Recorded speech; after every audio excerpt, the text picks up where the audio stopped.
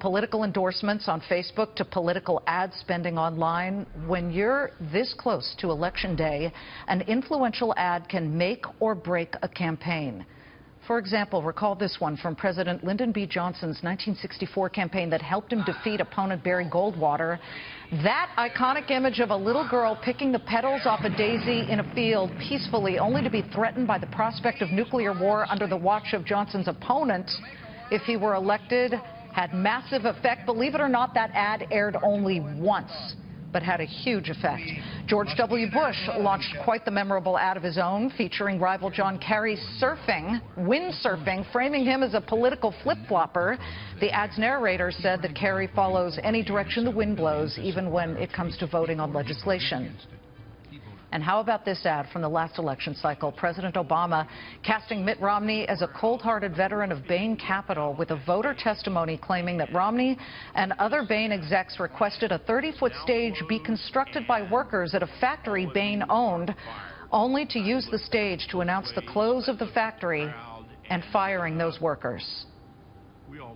Turns out that when we built that stage, it was like building my own coffin.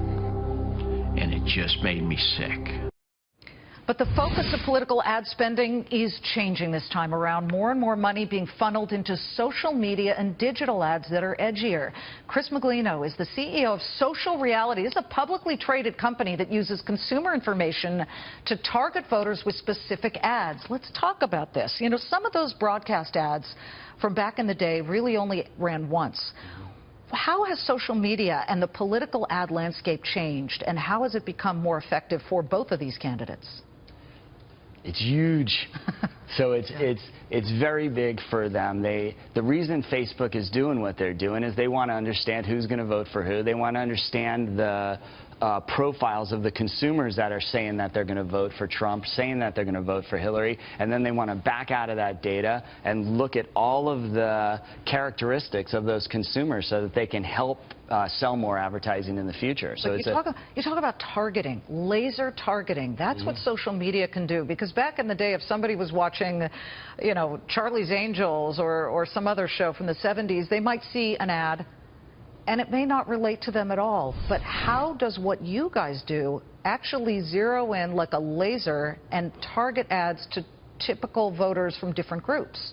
We can find out pretty much anything about the consumers that we're going after. We work with brands that are looking for consumers that have spent a certain amount of money on a certain product in a certain retail store. And then we can back out from there and find out what the profiles of people that look like those consumers fit. And then we can extrapolate from there to a broader audience, and then the big money comes in to start spending and target out to those users. Well, I'd say $1 billion is big money. It's big money and specifically for you guys, you know, if you go back to 2014, I believe you were hauling in about $5 million. Then it became $30 million in 2015. I would imagine this time around, because Donald Trump was very smart early on to funnel much of his ad spending money onto the web versus expensive broadcast ads, right? Yeah, it's much more targeted, and once they understand the profiles of the consumers that they're looking for, then they can even get more targeted and more bang for their buck on what they're spending. But isn't it true, though, that I believe Hillary Clinton's ad spending,